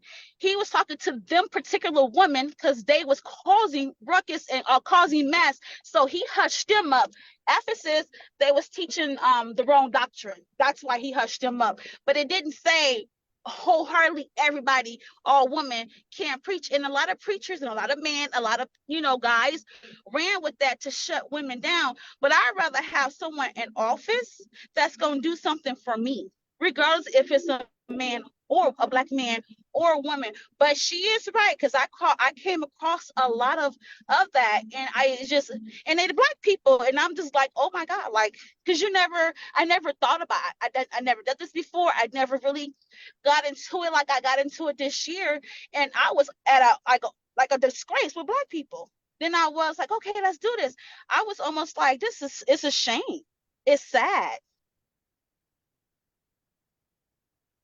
It is. But you're right though, and Chris said it earlier. Men in powerful positions, or just in men in general, they do have an issue with women in power. I don't know if you guys know this, but do your research on this. There was this lady, a preacher. She actually is I think she's the head of the Lot Carey Convention down in Memphis, Tennessee. Gina Stewart. She was the first ever woman to preach at the National Baptist Convention. Now, when she started preaching at the convention, something happened to the streaming, and folks didn't hear what she was saying, and it was a big mess because the Baptist denomination has a problem with women in the pulpit, women preachers. And that's a problem. And it's no different than what you saw in this election. People still have problems with a woman. They did it to Hillary, right? And now they did it to Kamala, right? And hopefully one of these days we'll get over our misogynistic, racist ways. Hopefully, but I think it starts with conversations like this. Yes. It's going to start with education and engagement, because you can't tell me that you thought, especially a union member, that you think it's okay to vote for someone who says that it is a good thing for you to be fired for standing up to your employer. To me, that would have been it for me. You know, all this other stuff, oh man, he ain't whatever. The moment you heard that clip of him and Elon Musk talking about firing and striking workers, to me, that would have been, all right, hey, you know what? I've had enough. And man, we can't go down this road with this guy. What are we even talking about? Right? I don't get it. I don't get it because No, brother, if you don't brother have the right to strike, am my mic off? yeah, you're good. No, brother Hooker, you do get it because Chris said it. He asked it in a rhetorical question. Are we back in those racist ways, is what he said. Those racist, misogynistic ways, they never went away. So Sure did not. So when we say it would have just took that one little radio clip about fire union workers, we all would have made a decision based on that. Again, I'm gonna say it again. Intelligent conversation about union is here. All of that good stuff went way over there when, and I don't call them Republicans, I call them Trumpicans, knew how to play into the race and misogynistic and homophobic card. When those cards start being played, logic and reason, it didn't even matter. We voted this time on morals and what we personally do or don't want to or want to be. That's what they voted on this time. So the Black brothers voted misogynistically. Yeah. The white brothers voted racistly. That's how the vote went, period, blank, end of story. So you have to be able to come to the table if we're going to build union back, and you got to come to that table and honestly say that the election in 2024, I voted because of this. And if any of them try to say economic policy or climate change or foreign policy, if any of them let one of them come out their mouth first, you got to stop the conversation right there because we're not making no progress. Tell them the truth. We lying. And I'm be honest with you. I voted union first. Okay. I'm gonna be honest about mine. I voted union first. I probably voted woman second, Black third, period. Yeah. That's probably what I did. But I had to. Because I knew what was voting against her and why.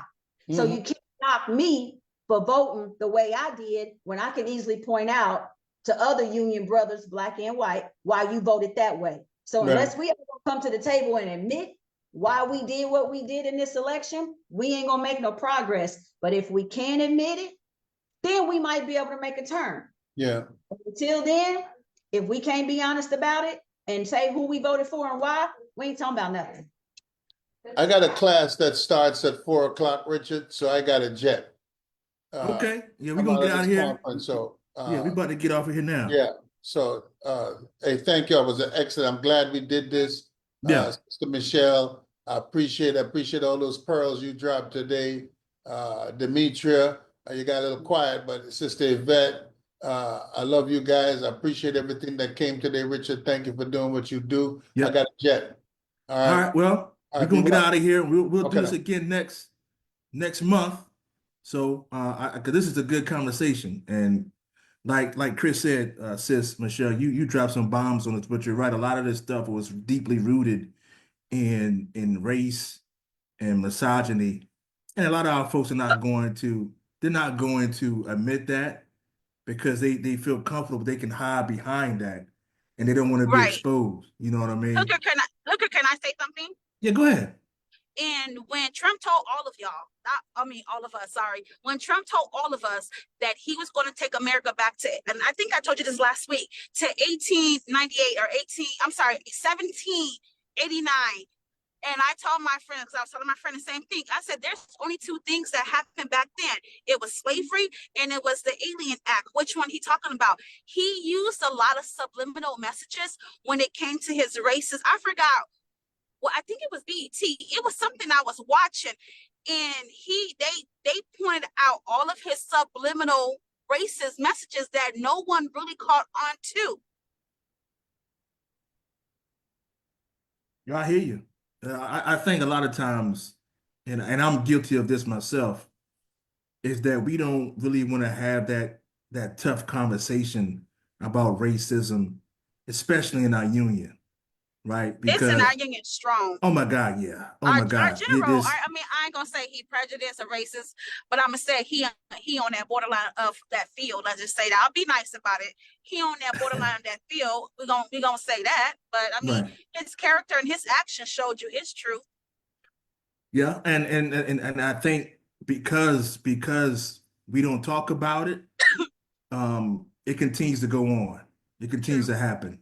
And then when you have, to your point, when you have the people at the highest levels of our organization kind of displaying these type of behaviors, then it makes you question, like, man, I mean, is this really the Teamsters? Are we really this divided on race and misogyny? Because again, I don't see how anybody, especially in a union, could vote for Donald Trump, especially after the remark that he made with Elon Musk and how his record for unions or against unions, I should say.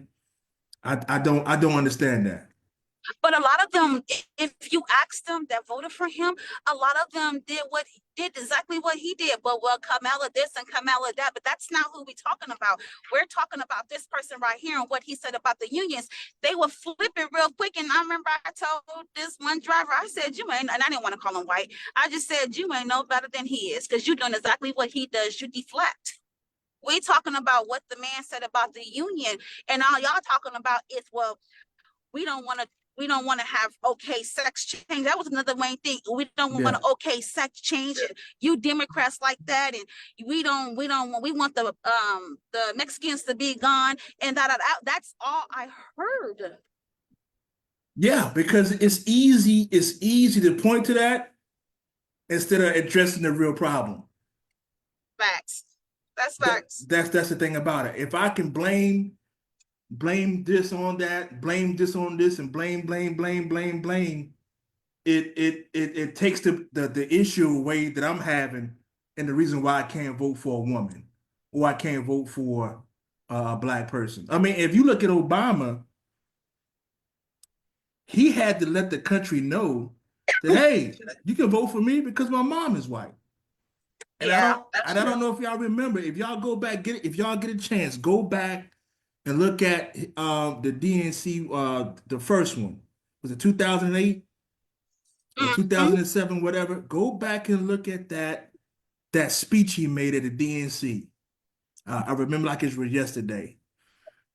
Michelle was up in the audience, and he had his white uncle stand up next to his wife to show the American people it's okay to vote for me. I know my wife is dark skinned.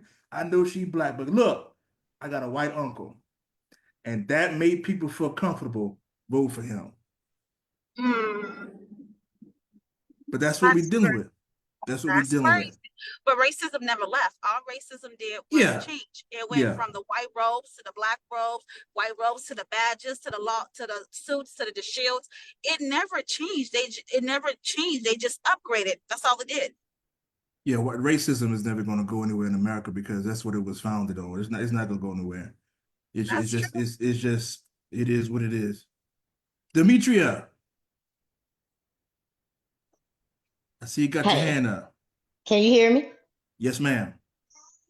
So when Yvette and I ran against each other with the slate that's in office now at Local 728, we had a all black slate. Okay. Now our building that I'm in is 80% black people. You know what all the black people were saying? Yeah, I know. That the union at Local 728 is not ready for all black slates. That's crazy. Now, the second thing that happened, since we're talking about racism, and I'm just going to keep saying hypnosis, because listen, These people are very well aware of what's going on, Mm. but they like to remain hypnotized. It's hypnosis. You got to break the spell. It's a spell cast on these people, and it's hard. It's going to be real hard, but it is doable if you have some persistence. The other thing Mhm. that happened is that the slate that's in office was telling everybody that we didn't know how to negotiate a contract. They have their stewards inside the building campaigning. They cheated. I'm gonna say it and say it out loud. I know they listening. They cheated. They fudged the numbers for the votes. They cheated. They had all of their stewards in there pulling people in to get votes by saying, "Hey, y'all ain't ready for no all black slate, and they don't know how to negotiate a contract." And guess what? The contract works better for the company than it do for the members. That's crazy. No contract violation on any grievance that you file. Any grievance I file anyway. So yeah. So well, don't listen to her, and this is not true, and you can't request information for an investigation. You are entitled to due process with the grievance process in any capacity. They're not ready for all black slate in a metropolitan city. Like, in a predominantly, you know what I'm saying? Yeah, Atlanta is listen, a metropolitan city. You ain't I'm ready for all black slate, and we don't know how I'm to negotiate a contract. I'm living proof of everything you just said. Yes, We got elected 2020, and first African American to win, the top spot in our local. And I heard the same thing, not smart enough, called all kind of N words. I actually had a member, and it got back to me, do you want a bunch of N words running the local? And that same person, I had to go in and fight for their job and make sure they can That's continue to work. and Right. that's what And God would do. God will put that. God will. yeah, You would talk about that person, and God will make that person. Will make you need that person. Will turn around and make you need that yeah, person. right. And so, but that's unfortunately, we have to work 3 times as hard to That's be true. considered half of what other folks are. That's Right. true. And we do it. We were made this way. We know how to fight. We know how to work. We know how to grind. That's why, man, I don't cry about it because it's just a part of a part of our legacy. We've always had to, you know, rise above certain challenges. So when I hear, these guys, we don't hear it anymore because we've proven that we could do it, right? But Right. in the beginning, oh man, them guys don't know what they doing. We're gonna bankrupt the local. They're gonna do this. They're gonna do that. Nah, nah, nah, nah, nah, nah, nah, nah, nah, nah. But if you look at what we've been doing, we got plenty of receipts to show the organizing, man, we doubled the amount of contracts we had in 3 years. But I'm not smart enough. So just imagine if you stay in a box that people put you in, you'll never get out of it. That's true. You'll never get out. That's why, man, all I do is we go to work and we grind and we produce. We're not perfect, but we produce. Look at our contracts we got now. Double the amount we had when we first got in office. The amount of community work that we do. All this stuff. Look at our supplement for 623. Two more paid days in the supplement. And this was our first time going to, negotiating with UPS. Our Greyhound members, the largest wages they've ever had, right? So we have a lot of receipts, but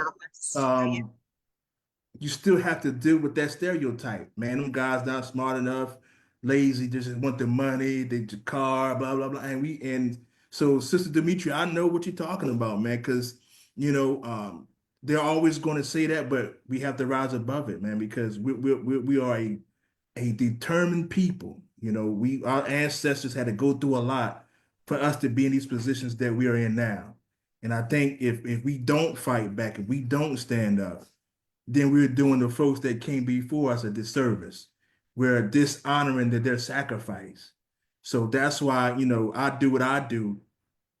I love fighting the company, love my members, But I also know there are people that came before me that gave their last breath so I could become the first. Their last breath made me the first. And so I gotta honor that. But we gotta get out of here, y'all. Man, it's almost 7 o'clock. We've been on here since 4:30. Appreciate you as usual. All right, amen. Okay. Good So, conversation. Thank you good so much for conversation. having me. Oh yeah, man. We're gonna do another one sometime next month. I'll send the links out. And we will continue this conversation because it's one that's gonna continue to be needed. And I'm typing this message, y'all. All right. Yeah, but we'll link up, and Sister Michelle, you keep doing what you're doing. Ain't got no choice. Ain't got no choice. We really don't. Everybody, y'all keep doing what y'all doing. I'll see y'all next time. God bless. We love All you. right. Good Thanks. night, y'all. All Good right. night. Good night.